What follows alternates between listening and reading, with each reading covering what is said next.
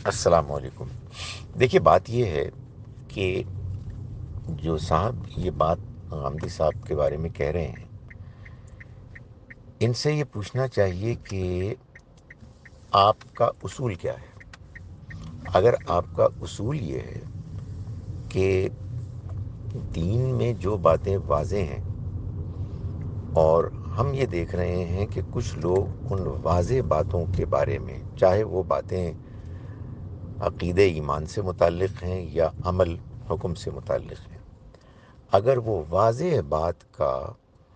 جو اس کے بارے میں موقف اختیار کر رہے ہیں وہ اصل میں انکار ہے، تو پھر ایسا شخص کافر ہوتا ہے، یا کافر چھوڑیے، غیر مسلم ہوتا ہے۔ تو پھر تو جو لوگ قبروں کو سجدہ کرتے ہیں ان کو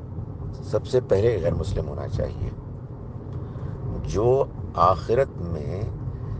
یہ دعویٰ رکھتے ہیں کہ ہمارے تمام تر بدعمالیوں کے باوجود اللہ کے پیغمبر صلی اللہ علیہ وسلم ہمیں بچا لیں گے، تو ان کے بارے میں یہ آپ کو کہنا چاہیے، کیونکہ قرآن تو بہت واضح ہے کہ اللہ ایک ہے، آخرت میں انصاف ہوگا اور کسی کی کوئی سفارش نہیں چلے گی۔ تو ایک اصولی بات تو یہ پہلے بتا دیں کہ آپ کا کیا موقف ہے، پھر عمل میں آئیں۔ سود حرام ہے، تمام علماء اس کو بیان بھی کرتے ہیں، اور علماء کی اکثریت یہ کہتی ہے کہ یہ بینک کا سود حرام ہے۔ ایک بڑی تعداد میں لوگ ہیں کہ جو بینک کا سود لیتے بھی ہیں، دیتے بھی ہیں، اس میں کام بھی کرتے ہیں، تو ان کی جانب نظر عنایت کیوں نہیں ہوئی؟ دوسری بات آئیے آپ کہ یہ جو احمدی حضرات ہیں، یہ جو بات کہتے ہیں، یہ بات تو بالکل غلط ہے۔ ہم بہت واضح طریقے سے اس کو مانتے بھی ہیں، بیان بھی کرتے ہیں، لیکن وہ یہ نہیں کہتے کہ ہم ختم نبوت کا انکار کر رہے ہیں۔ وہ ختم نبوت کے بارے میں ایک ایسی توجیہ پیش کرتے ہیں جو ان کے خیال میں صحیح ہے، ہمارے خیال میں بالکل غلط ہے، تو ہم اس کو غلط کہیں گے، بس اس کے سوا ہم کیا کہہ سکتے ہیں؟ یہ بات کہ غامدی صاحب نے کسی موقع پر یہ فرمایا کہ اگر میں بھی کوئی عقیدے نظریے کی صریح خلاف بات کروں تو میں بھی غیر مسلم قرار دیا جاؤں گا، یا مجھے غیر مسلم قرار دیا جانا چاہیے۔ جتنی باتیں میں نے غامدی صاحب کی سنی ہیں، ان کی روشنی میں میرا یہ خیال ہے کہ ان کا یہ مطلب ہوگا کہ اگر خدا نخواستہ وہ یا کوئی اور کہے کہ قرآن مجید میں یہ لکھا ہے کہ پیغمبر صلی اللہ علیہ وسلم آخری نبی ہیں، یہ قرآن میں لکھا ہے، اور میں نہیں مانتا، تو واقعی پھر تو ایسے شخص کا کہنا کہ میں مسلمان ہوں ایک بیکار بات ہے۔ یعنی ایک شخص یہ کہتا ہے کہ میں مسلمان تو ہوں لیکن میں آخرت کو نہیں مانتا، تو اس کو مسلمان کہنے کی کوئی وجہ نہیں، اگرچہ کہ میں آپ سے کروں، آپس کی بات ہے کہ ہم اللہ کو نہ ماننے والے، آخرت کو نہ ماننے والوں کی اپنی مسلمان خواتین سے شادیاں کراتے ہیں، وہ آپ کی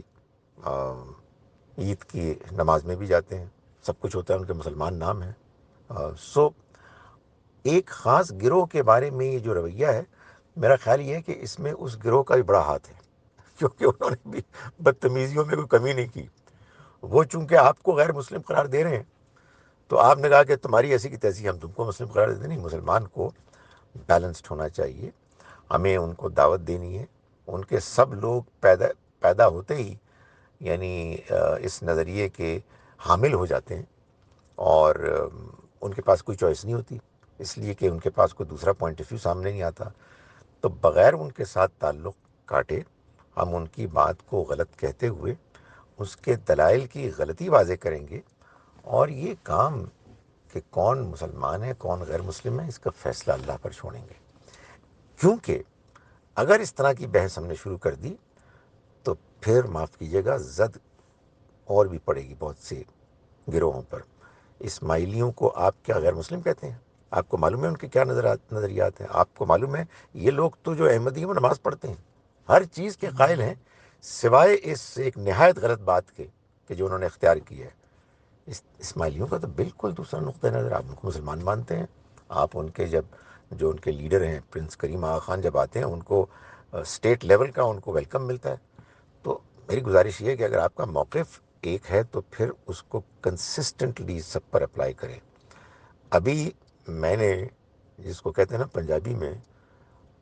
ہاتھ کھولا رکھا ہے، ورنہ کچھ اور گروہ بھی ہیں جن کا میں ذکر کر کے بدمزگی نہیں پیدا کرنا چاہتا.